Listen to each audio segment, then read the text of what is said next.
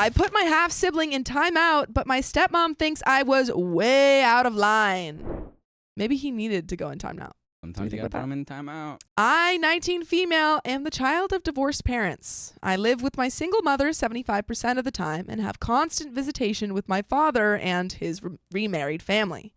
I have 2 half-siblings, 6 female, we will call Sally, and 4 male, we will call Connor. My siblings are my stepmom's children, and they are both miracle children. My sister was conceived after almost 7 years of IVF. Wow. My stepmom called her Rachel, cherished my sister like she was a god, because there was a very high chance my sister would be her only child because of how hard they had to try to have her. A few years later, my brother was conceived, and we were all really surprised because the doctor had told my stepmom that she would most likely never be pregnant again. Wow. Everyone wanted a boy since both me and my sister were girls, and my dad was begging that he would finally have a son. His prayers were answered. Hallelujah. And now he has the son he always wanted. But what about the girls? Did they get pushed to the side? No, we mess with the girls, but we just want the son. By the way, this comes from Different Intention 12 on the OKstorytime subreddit. Now that I'm working and doing at-home college classes, I go over to their house less and less. About 3 days. A weekend, 8 p.m. Friday to 8 p.m. Sunday. Every 2 to 3 weeks. Whenever I can't make it for a weekend, I take time out of my day to FaceTime my siblings for an hour. Whenever I go over there, I tend to play with my siblings 6 to 10 hours a day. Oh, wow. That's a lot of play. It gets to be a lot, especially since I'm 19 and I'm out of my toy phase, and my sister only wanted to play Barbies with me. So OP's basically babysitting here. Yeah. And where does OP live right now?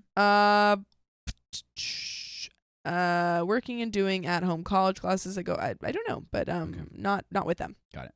About a month ago, my stepmom walked towards the front door and turned to me, who was playing with Sally in the playroom connected to the foyer. She told me that my brother was napping on the couch and that my dad was doing yard work. She finished by saying, "Make everyone lunch because I'll be out for a few hours. Make sure your dad stays hydrated and wake up your brother in 30 minutes. Opie is not their mom. Yeah. Or their dad. Why does her dad need to be... Why is she making sure her dad needs to get water? Because he's thirsty. Thirsty. He's a thirsty guy. And then she walked out and shut the door behind her. Oof. I sighed and told my sister I would be right back. I walked to the kitchen and made my dad a homemade energy drink that he liked. I took it out to him through the deck door in the living room and went back to playing with Sally. I woke up my brother like clockwork and turned on a show for him and my sister. Turned on a show for him and my sister in the living room so I could make lunch and still see them. I made lunch for everyone and sat my siblings at the table. I took my dad his lunch and then sat down at the table. By the time we were done eating, my dad finished the yard work and went upstairs to shower and change clothes. My siblings were fighting over a toy, and the fight ended with my sister hitting my brother.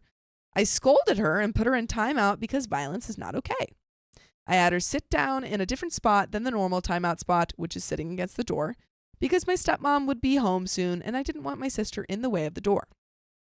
The rules of timeout is that they must be calm for about 5 minutes before they can get out.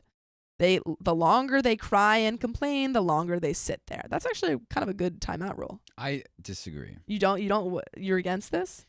Gabor Mate, are you familiar with that? No.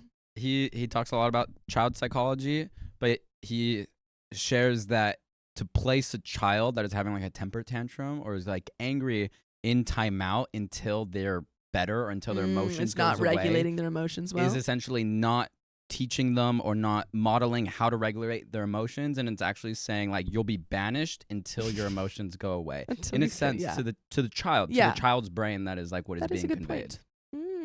Okay, I take it back. That's all you it convinced took. me. Since my sister screamed at me saying that I was not her mom and I couldn't do this to her. She sat there for a total of 23 minutes before my stepmom returned. When Rachel walked in to my sister in timeout, she began yelling at me saying that I couldn't punish her daughter. I responded telling her the situation and why she was in timeout. Nothing I said got to her, and she continued yelling at me. I snapped. I yelled at her that I was the one that she put in charge. I continued saying that punishment was needed And if I had waited for my dad to come down, Sally probably would have hit our brother again.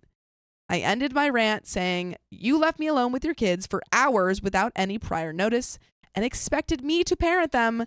So I did. I parented them. Maybe next time you shouldn't walk out on your kids and actually be a mother to them instead of handing them to your stepdaughter who can't get a break."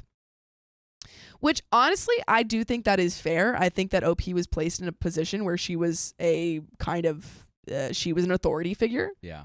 Even if it wasn't, explicit. Mm-hmm. She was left alone with the kids, and the kids were being unruly and were hitting each other. And I think that is, that is behavior that does need to be stopped. And it seems that the stepmom already has a timeout space. Yes. So it's not like it's out of the norm. Yeah. And so while I don't agree correction. with that specific style of parenting, it doesn't seem like she did something that the stepmom wouldn't do herself. Yeah.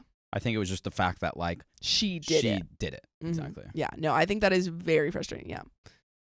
I then ran up the stairs and shut myself in my room. My dad came in my room, and a minute later, he had been folding laundry and had heard everything. He sat down on my bed next to me and told me that he understood why I was angry, but that my stepmom was right. I wasn't their mother, and I should have gotten my dad to handle the situation.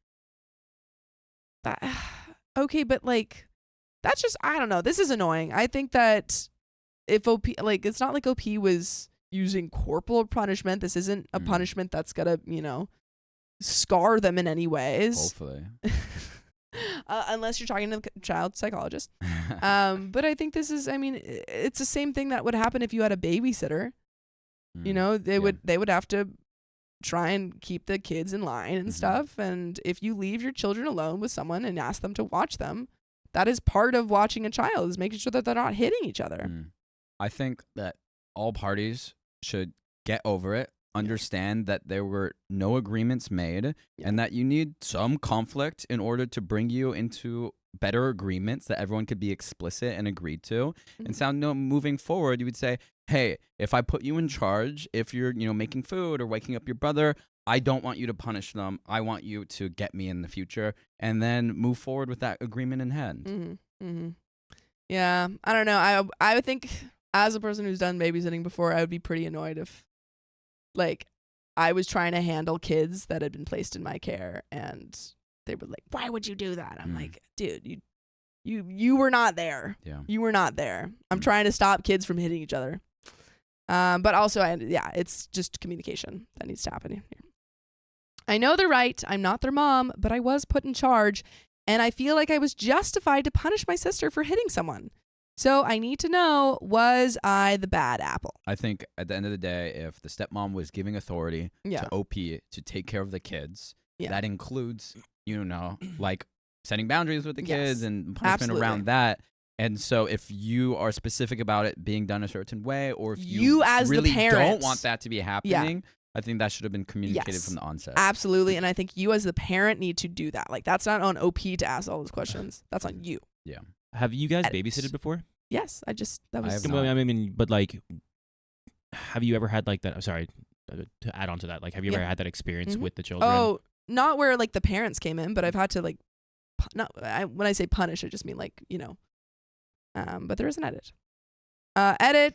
OMG, I posted this a few hours ago, and it has more votes than any post I've done on Reddit. Thank you so much. I wanted to address a common thing among the comments. A lot of you guys tell me to just leave. I don't know if I mentioned this in the post, but I cannot drive due to personal reasons. I don't have my license, nor do I have a car, and my mom lives 45 minutes away from my father, so walking home isn't an option. Another thing is why I didn't just stand up for myself before. My dad and stepmother are toxic. They constantly yell at each other sometimes for hours at a time. Oh, no. My mental health is seriously plummeted because of their yelling, and I'm terrified that my siblings will suffer the same fate so young. Damn.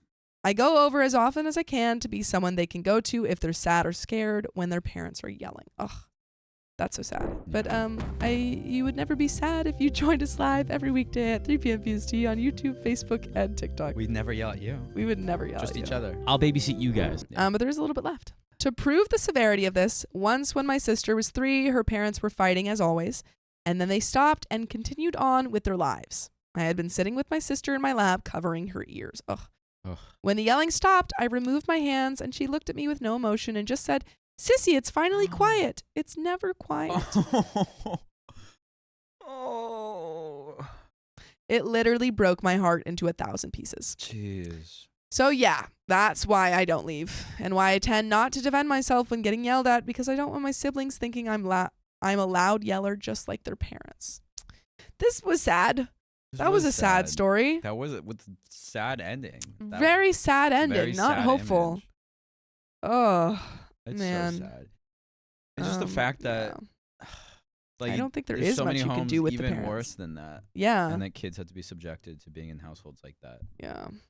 No, I honestly, I think that like for advice for OP, I don't know if there is, I don't know if your parents do know how to communicate that well, if this is what you're going through.